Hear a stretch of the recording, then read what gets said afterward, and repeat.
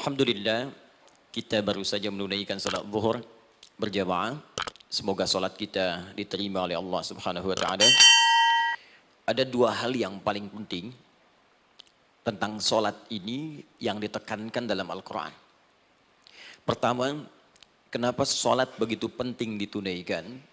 Karena ia akan menjadi pembeda antara Khalik dengan makhluk. Jadi kalau kita ingin bedakan Tuhan dengan hamba, maka di antara titik penting perbedaannya, kata Allah langsung itu terletak pada aspek ibadah, khususnya sholat. Karena itu ketika Nabi Musa alaihi salam berkenan kemudian langsung diperintahkan oleh Allah sehingga disebut dengan kalimullah yang diajak bicara dan diperkenalkan tentang esensi ketuhanan Allah, maka disebutkan perintah langsung oleh Allah untuk menyembahnya dalam bentuk sholat. Al-Quran surah ke-20 Taha ayat ke-14. Kata Allah, innani anallahu la ilaha illa ana fa'budni wa aqimis salata li dzikri. Ya Musa, tidak ada Tuhan kata Allah selain saya. Ya maka jika engkau telah tahu saya Tuhan, bedanya Tuhan dengan makhluk, fa'budni, maka kewajiban engkau sebagai makhluk menyembah saya. Bagaimana caranya ya Allah, kata Musa? Kata Allah, wa aqimis salata, rahmatullah. Wa aqimis salata lidzikri. Maka cara menyembahku itu adalah dengan solat. Karena itu semua nabi dan rasul, bahkan sebelum Nabi Muhammad SAW diperintahkan oleh Allah untuk mengajak umatnya seluruhnya untuk solat. Ya, Nabi Isa alaihissalam solat. Anda buka Quran surah 19 Maryam ayat 31 sampai 33. Nabi Ismail alaihissalam, ya kakeknya Nabi ke-29, solat. Bahkan meminta keluarganya solat. Quran surah ke-19 ayat 55. Wa kana ya'muru ahlahu bis salah. Nabi Zakaria, saudaranya Imran, solat. Quran surah ketiga, ya, ayat ke-38 sampai dengan 39. Ayat 39-nya tegas mengatakan, fanadathu malaika wa huwa qa'imun yusalli fil mihrab. Jadi kalau kita urutkan dari Nabi Muhammad SAW sampai Nabi Adam alaihissalam, semua menunaikan salat kepada Allah Subhanahu wa taala. Ya Muhammad bin Abdullah bin Abdul Muttalib bin Hashim bin Abdul Manaf bin Qusay bin Murrah bin Kilab bin Ka'ab bin Ghalib bin Fihir bin Malik bin Nadar bin Kinana bin Khuzaimah bin Mudrikah bin Ilyas bin Nizar bin Mudar bin Ma'ad bin Adnan bin Addi bin Adri bin Muqawwam bin Nagur bin Tarikh bin Ya'rub bin Yasjub bin Nabit bin Ismail alaihissalam bin Ibrahim alaihissalam bin Azar atau bin Nahur bin Abir bin Kinan bin Arfakhshad bin Sam bin Nuh alaihissalam bin Mihlail Matushala bin Kinan bin Anwas bin This bin Adam alaihissalam. Dari Nabi Muhammad SAW sampai Nabi Adam semua salat. Coba ulangi. Nanti dalil singkatnya dari Quran surah keempat ayat 163 paling kiri sebelah atas di mushaf. Inna auhayna ilaika kama auhayna ila Nuhin wan nabiyyin min ba'di. Muhammad, apa yang kami telah wahyukan kepadamu sudah pernah pula kami sampaikan kepada Nuh alaihissalam dan nabi-nabi setelahnya. Kenapa tidak disebutkan Adam sebelumnya? Karena Adam itu nabi bukan rasul. Nabi diberikan risalah untuk pribadi dan kalangan dekatnya, rasul diberikan risalah tugas untuk mengajak umat. Kenapa Nabi Adam bukan rasul? Karena zaman Nabi Adam belum ada umat. Siapa yang mau diajak? Ya? Ini bagian pertama. Jadi kalau kita hari ini masih mendapat kesempatan sholat, alhamdulillah, ini artinya sampai hari ini kita masih benar-benar manusia. Kan kalau ada orang yang kemudian tidak mau beribadah apalagi sholat, terkhusus ketika dia beriman, maka penting dipertanyakan, masihkah ada iman dalam dirinya? Karena itu kata Allah dalam Al-Quran, surah ke-8 ayat yang kedua, aku akan perdengarkan namaku, sehingga ketika disebutkan itu, kita bisa menguji adakah getaran iman dalam jiwa kita. Quran surah 8 Al-Anfal ayat kedua. Innamal mu'minuna alladzina idza dzukirallahu wajilat qulubuhum. Sungguh orang yang masih punya iman itu, kalau diperdengarkan nama Allah kepadanya, akan ada getaran dalam jiwanya. Karena itu setiap hari 5 kali diperdengarkan nama Allah. Untuk menguji di jiwa kita masih ada iman tidak? Bahkan dari bangun tidur, bayangkan waktunya dibagi sempurna persis. Dari mulai subuh baru bangun, menjelang ke siang, mau berakhir siang ke sore, sore pindah ke maghrib, hilang kemudian muncul gelap malam. 5 kali persis dibagi waktu. Diperdengarkan untuk menguji. Kira-kira setelah subuh siang masih ada nggak iman? Sore masih ada nggak? Ya Allahu Akbar, Allahu Akbar. Karena itu kalau iman masih ada melekat di jiwa kita, demi Allah saya katakan, begitu kita mendengar suara azan, pasti hati kita akan mengatakan, Allahu Akbar, Allahu Akbar. Wih, sudah azannya. Pernah begitu? Ya, walaupun mungkin setelah selesai, La ilaha illallah, baru azan, belum qomat. Ya, itu normal, gak apa-apa. Yang penting iman masih ada. Nah, ini menunjukkan ada getaran dalam jiwa. Satu itu. Yang kedua, ini yang jarang dimanfaatkan teman-teman. Jadi seringkali sholat dimaknai pada ibadah formal bagian pertama saja. Adapun yang keduanya, ini yang jarang digali. Padahal sekali saja dalam sehari, itu 5 kali Allah menunggu kita. Ternyata sholat itu satu-satunya wasilah ibadah yang disebutkan dalam Al-Quran untuk langsung memohonkan semua kebutuhan yang kita rasakan. Bahkan sebelum kita diminta sholat, itu kalimat pertamanya bukan ibadahnya. Kata Allah, kau punya masalah apa? Sedang butuh apa? Sedang punya problem apa? Buka Quran surah kedua Al-Baqarah ayat ke-45 sampai 46. Paling kanan pertengahan di usad. Wasta'inu bis-sabri was-salah. Perhatikan kalimatnya, indah sekali. Ya Allah menempatkan sholatnya bagian kedua. Kata Allah, wasta'inu, hei hambaku, jika kalian punya persoalan dalam kehidupan, maka, perhatikan kalimatnya baik-baik, wasta'inu, mintakan solusinya kepadaku. Jadi kalau sedang punya masalah, bukan bikin status, gak akan selesai. Sedang eksplorasi minyak, gak keluar-keluar, bikin status. Duh, susah sekali yang ngebornya, gak akan selesai. Jalan macet, bikin status. Jakarta macet, ya, gak akan selesai. Ya, apa yang harus dilakukan kata Allah? Jika Anda beriman kepadaku, yakin denganku, maka wasta'inu, punya persoalan minta kepada Allah. Caranya bagaimana? Satu, bis-sabri, terima dulu masalah itu, jangan dikeluhkan.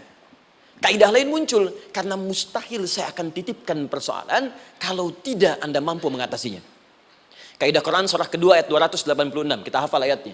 La yukallifullahu nafsan illa usaha. Perhatikan kaidahnya. Allah tidak mungkin menguji seorang hamba di luar batas kemampuannya.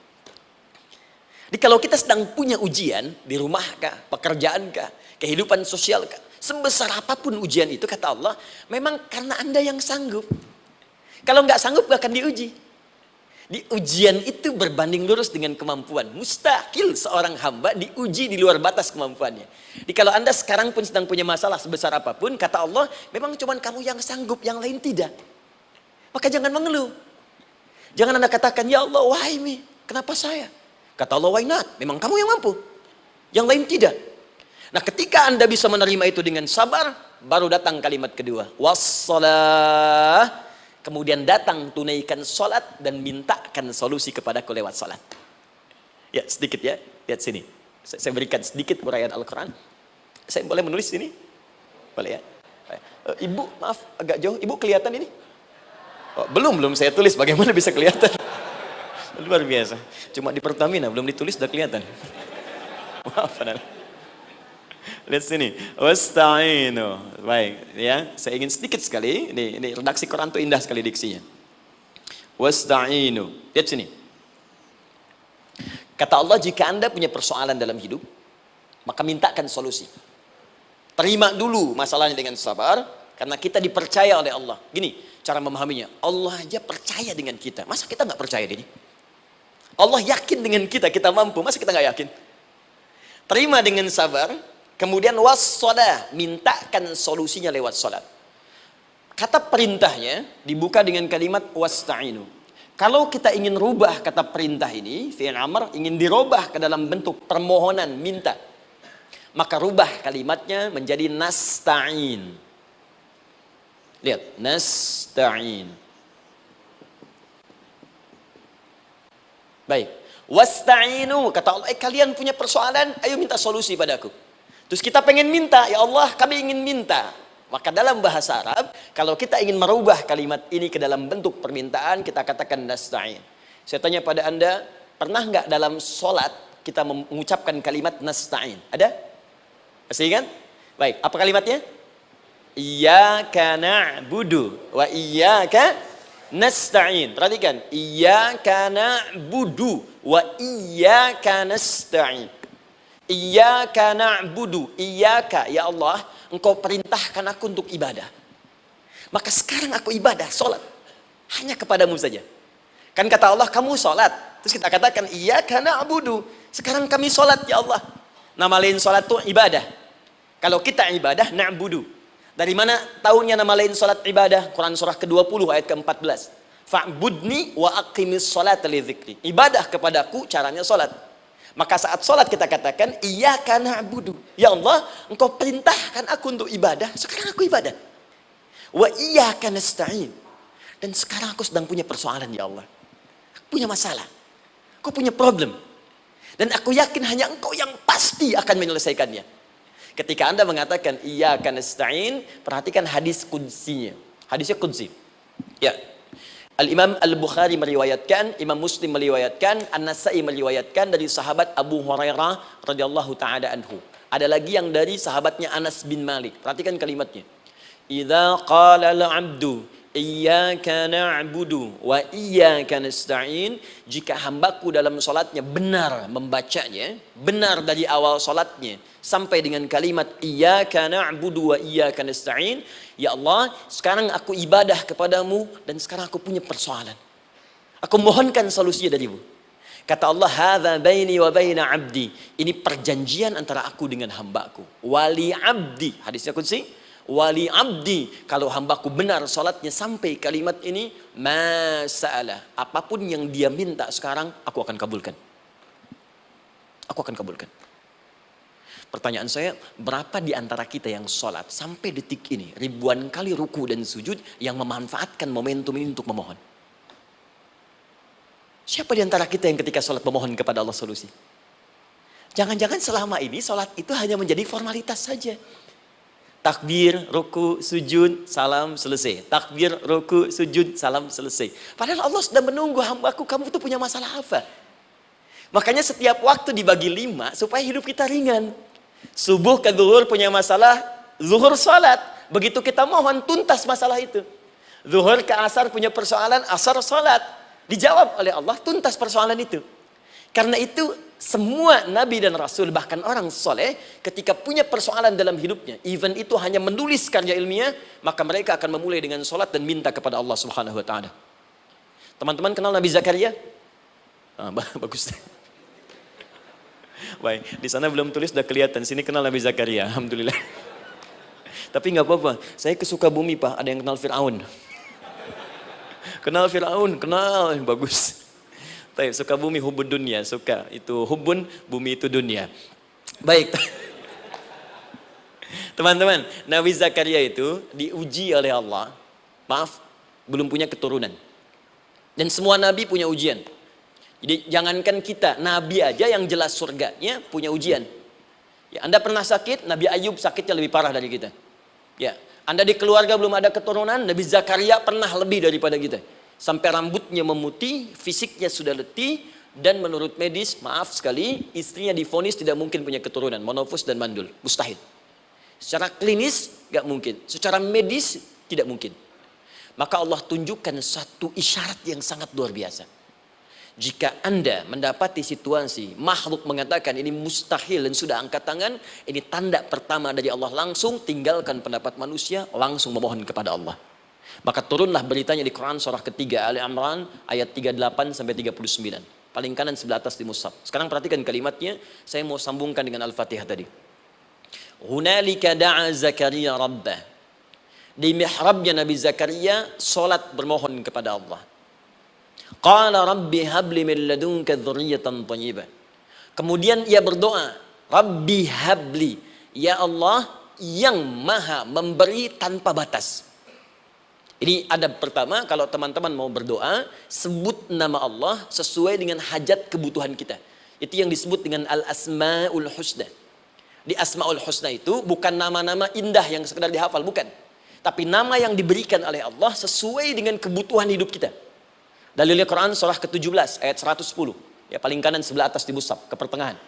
Ya, kata Allah, Qulid Allah. Jika Anda punya persoalan, sebut nama Allah. Allah Awir Rahman atau Ar-Rahman. Ayyamma tad'u, tapi kalau Anda ingin spesifik meminta, falahul asmaul husna. Pilih nama Allah, ia punya nama-nama yang indah sesuai kebutuhan kita.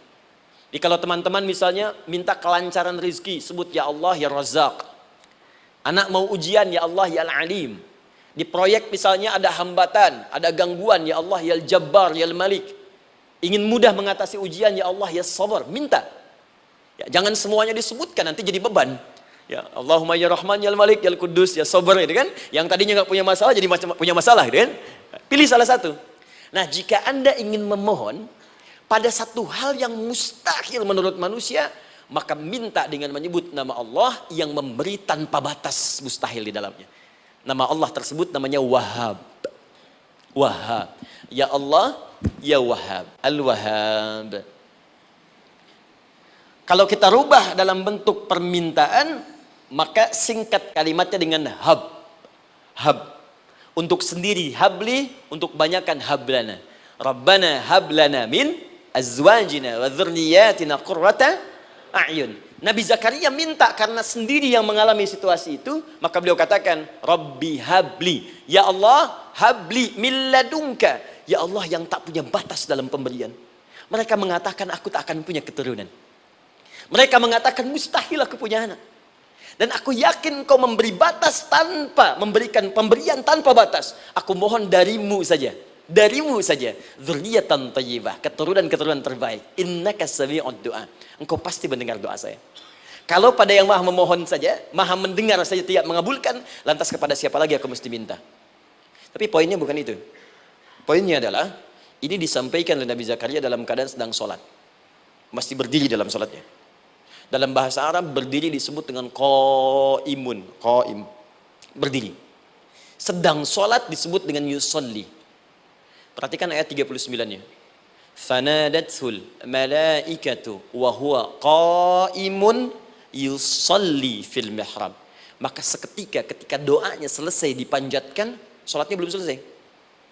Doanya selesai dipanjatkan, seketika datang malaikat menyampaikan, kamu dapat kabar gembira, Anda akan punya anak, bahkan namanya langsung diberikan oleh Allah, Yahya, artinya hidup. Yang mustahil menurut manusia, lahir dari rahim seorang perempuan yang divonis monopos dan mandul, kata Allah, bagiku yang gak ada yang mustahil. Jadi dan hidup dia. Kapan itu terjadi? Masih sholat dan belum selesai dalam sholatnya, dalam keadaan berdiri. Sekarang saya tanya Anda, kita membaca iyyaka na'budu wa iyyaka nasta'in dalam keadaan ruku atau sujud? Sujud, berdiri. Berdiri teman-teman. Betul kan? Dalam keadaan berdiri saat baca Al-Fatihah. Iyyaka na'budu wa saat kita mengatakan wa iyyaka nasta'in, Allah balik bertanya, apa yang kamu butuhkan? Nabi Zakaria itu sholat dulu baru minta. Kita umat Nabi Muhammad karena keutamaan nabinya, sebelum sholat udah ditunggu. Butuh apa? Mau minta apa? Karena itu saya ingin katakan, ayo manfaatkan momentum sholat ini. Jangan sekedar kita kemudian tunaikan formalitas, tapi kita tidak mendapatkan keuntungannya. Ayo, semuanya. Dari mulai takbir sudah ada doa. Ruku ada doa. Bahkan sujud kita bisa perbanyak dalam bahasa hati kita untuk memohon kepada Allah Subhanahu Wa Taala. Jelas sampai di sini? Baik. Mudah-mudahan insya Allah doa kita dikabulkan oleh Allah Subhanahu Wa Taala.